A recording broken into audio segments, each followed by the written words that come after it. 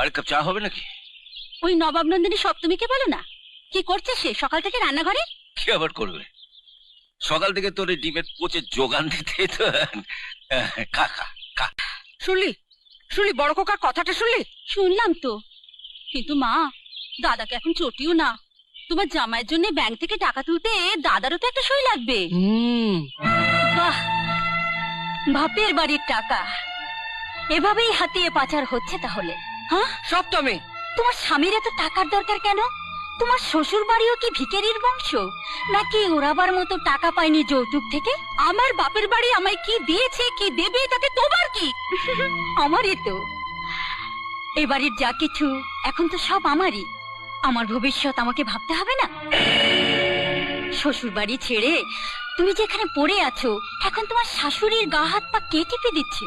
সপ্তমী, দাদা আর এক কাপ চা চেয়ে গেছে, এটা দাদাকে দিয়ে এসো।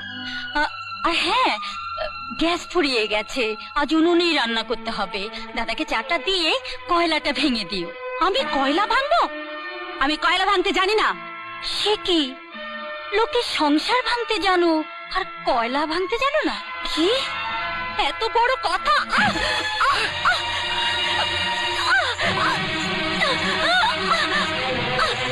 ছাড়ো!